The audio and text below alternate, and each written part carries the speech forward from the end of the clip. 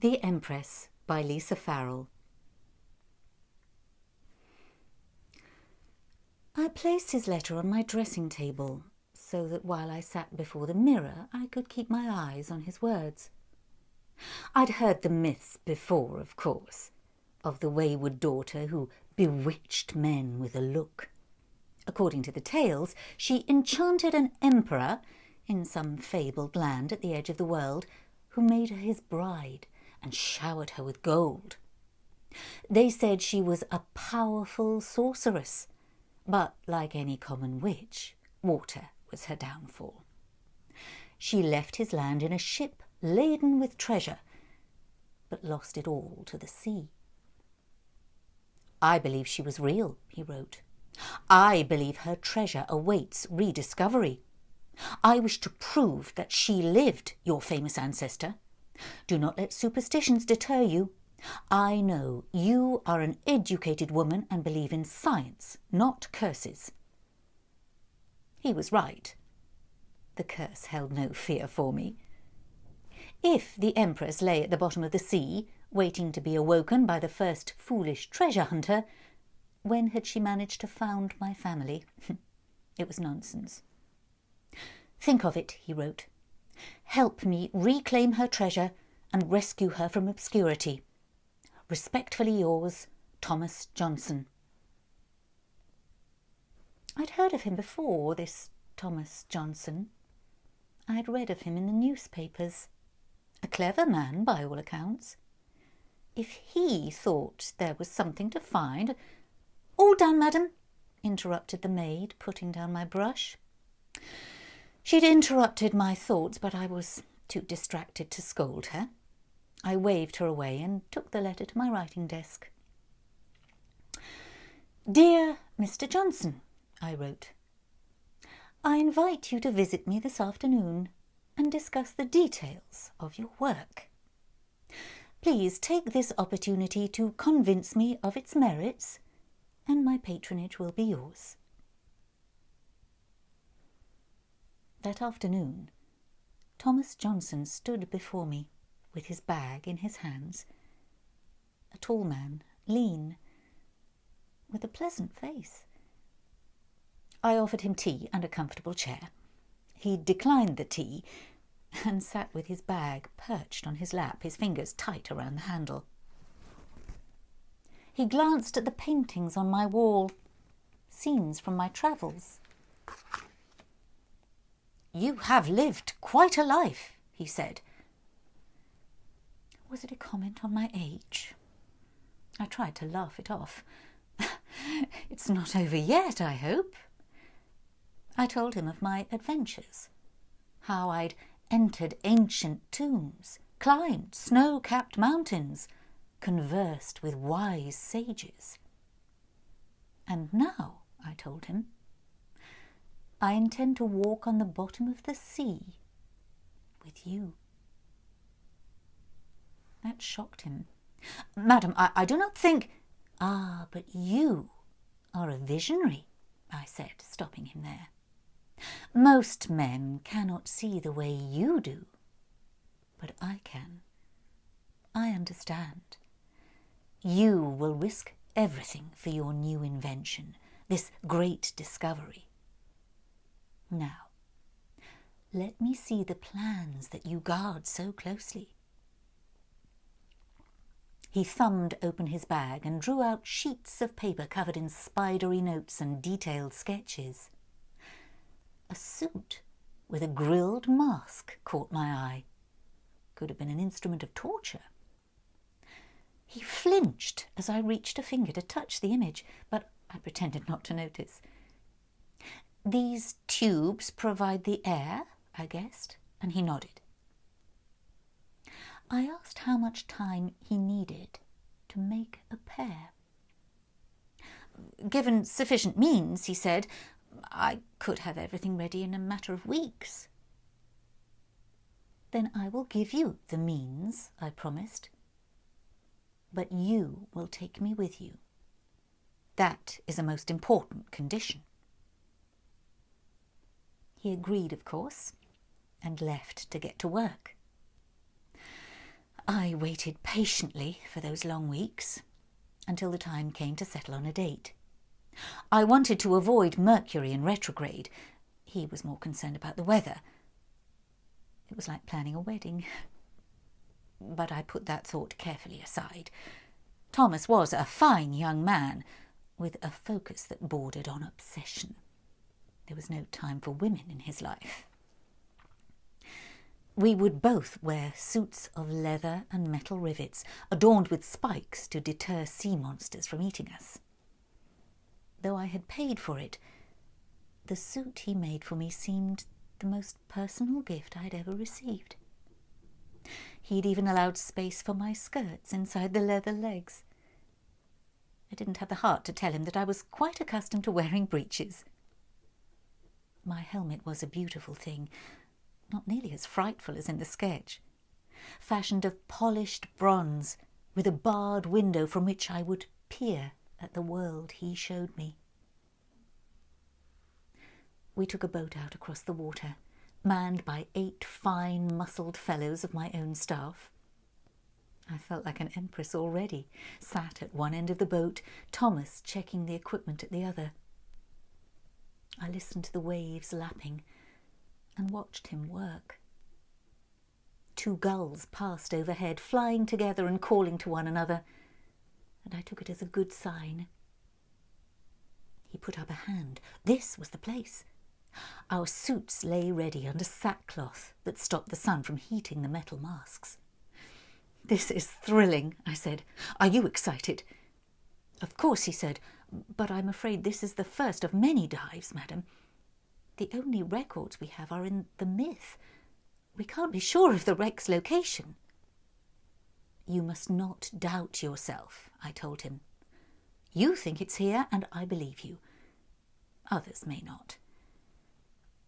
I glanced back towards the land. He had invited a number of learned gentlemen to witness our dive, and none had come. "But soon we will prove your invention and return to the shore with ancient treasures beyond price. No one will ever doubt you then." He nodded and said nothing. We tugged the suits on over our clothes. It would be cold, he said, in the deep. The heat of the sun couldn't reach us there. We would be in another world entirely. Just the 2 of us. Thomas went first and I followed. Our boots were weighted with lead, and it was a strange sensation being dragged down through the water into the unknown. The hiss of air pumping through my mask seemed to grow louder as the light dimmed, but it was reassuring.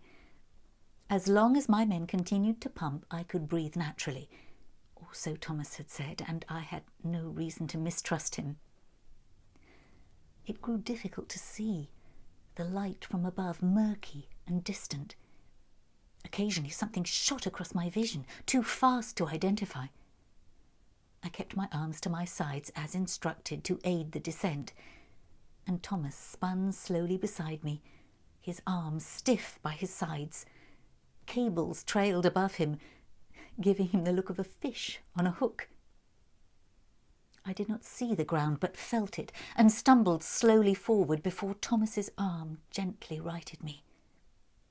Our every movement was slow, deliberate, as in a dream. I gazed at the seabed. Nothing but rocks and sand, grey in the gloom.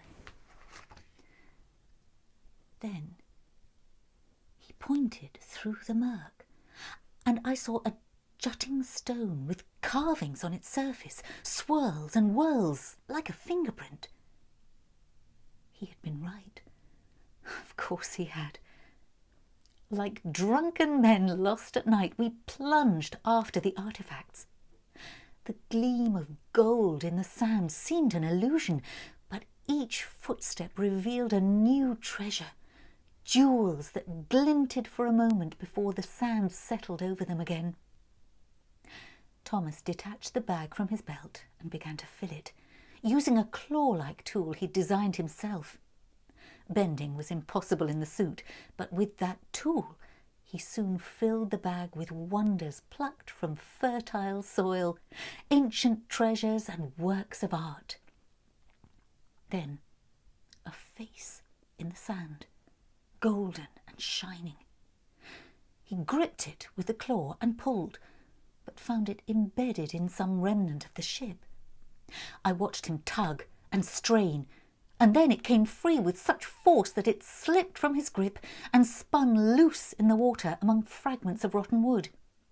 I reached out and caught the treasure in my gloved hands, and found myself gazing into the face of the Empress herself, her beauty immortalized in a golden mask. Her features were familiar, the family resemblance clear. A deep shadow passed over us, something large swimming above, but the Empress's face still shone, and I held her towards Thomas to put in his bag. She had to be the most priceless thing we'd found. Thomas did not take her, but recoiled, jerking away too quickly. His suit leaked bubbles. He was losing air. His arms flailed uselessly, so I reached for the wire above him and tugged a signal to the waiting men. His feet left the ground and he rose through the water, leaving me alone with the mask. I might have been hysterical with worry for Thomas, but the serene expression of the Empress was some comfort. I held her golden face up to my own, and her empty eyes seemed to gaze back. When my turn came and I emerged, the men lifted the helmet from me and I saw Thomas lying unconscious on the deck. He was breathing, they assured me. One of the tubes had detached from his suit in the water, and he was lucky to be alive. He still clutched my sack of treasure in his hands. I took Thomas home, gave him the finest guest room, and sat by his bedside while he slept. The doctors assured me he would be well, but needed time to mend. I would give him all the time in the world. I filled the room with the treasures he had collected, so that he would see evidence of his success when he woke. I dribbled water over his lips, and when his eyes opened, I was there to greet him. He shrank from me as though I were a monster, hid under his blankets like a child. "You need food," I said. "You need your strength back, that's all." I carried it to him myself, seafood soup in a golden bowl. "Food fit for an emperor," I told him. But he would not have it, wrinkled his nose as though it smelt foul.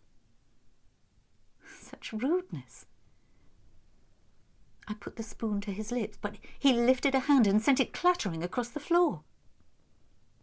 Some madness took him, and he grabbed the mask of the Empress I had placed on his bedside table.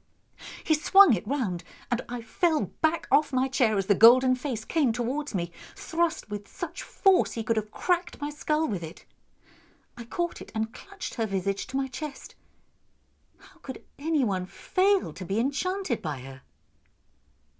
Servants came running, and I ordered them to tie him down. Such a wondrous thing we had done together, diving to the depths to reclaim the treasure of my ancestor, her gold, her jewels, her very likeness. It was mine now, and I felt as though she lived on within me, free of the sea at last. When I put the mask to my face, the gold fitted like a second skin, and I tried to show Thomas, to make him understand. He averted his gaze, unable to look at me, eyes wide and quickened breath like a rabbit in a snare. After that, it didn't matter whether I wore the mask or not. He quailed at my approach. I had to believe that he would recover and share the spoils. Yet he begged for release, as though I were his jailer, not his nurse. A lesser woman would have tired of him long ago and given up. But I never will. I am stronger than other women. I am an empress.